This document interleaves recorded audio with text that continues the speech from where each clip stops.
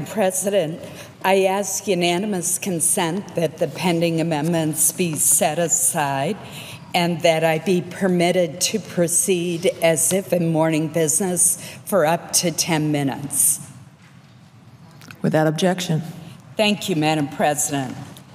Madam President, in President Obama's State of the Union address last week, he outlined an agenda focused on what he called middle-class economics, which he described as providing Americans with the tools they need to go as far as their effort and their dreams will take them. Our country thrives when hardworking Americans prosper, and the President was right to praise policies such as the GI Bill and Social Security that have helped us to do just that.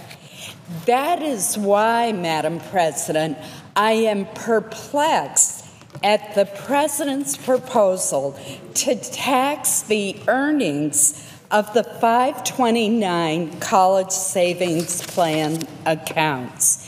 Rather than help American families meet the onerous cost of a college education, this new tax would greatly diminish the benefits of a law that is helping millions of parents plan for their children's futures.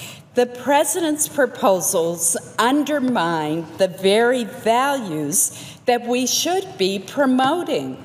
Families making sacrifices today in order to better provide for their children tomorrow.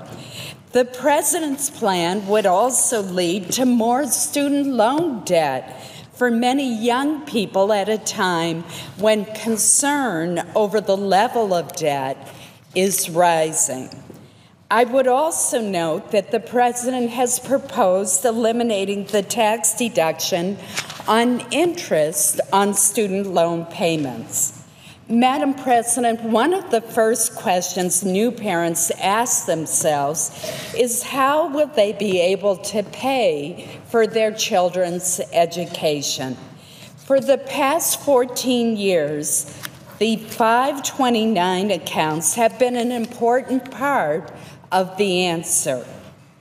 They have allowed parents to save for their children's education in tax-advantaged accounts. Regular, affordable contributions made with after-tax dollars from their paychecks grow over time.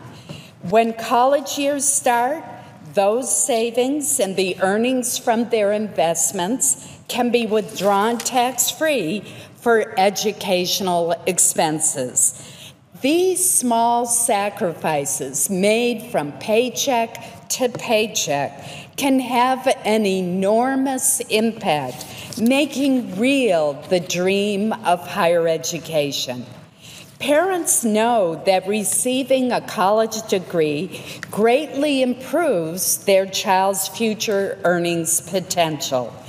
In fact, according to data compiled by the United States Census Bureau in the year 2011, individuals with college degrees earn approximately $1 million more over the course of their careers than do workers with high school diplomas. Census data also show that people with higher levels of education are more likely to be employed full-time, year-round. College graduates also tend to have access to more specialized jobs that in turn yield higher wages. Now, Madam President, critics of the 529 plans assert that they disproportionately benefit very high-income families who could afford to pay for college without the tax-free growth in these dedicated savings accounts. Data from the College Savings Foundation, however, counter this assertion. According to the foundation, the average value in one of these 529 accounts is $19,774. Additionally, the average contribution to accounts that receive regular electronic contributions, such as those coming from paycheck withholding, is just $175 per month. That is clearly more in line with hardworking families trying to make ends meet than with affluent families who enjoy significant disposable income. Madam President, my home state provides a great example of the benefits of the 529 law. After this law was passed in 2001, thousands of Maine families established these accounts, but then came a powerful extra incentive. In 2008, the Harold Alfond Foundation, which was established by one of Maine's greatest philanthropists, created the Alfond College Challenge, a $500 contribution to the college savings account of every baby born in Maine. To date, some 23,000 Maine families have used this generous gift to begin planning for the future education of their children. As their parents' own contributions are added to the account, the future becomes even brighter for these children and for our state. As the children grow and make their own contributions from after school and summer jobs, so too grows their appreciation for financial responsibility and self-reliance.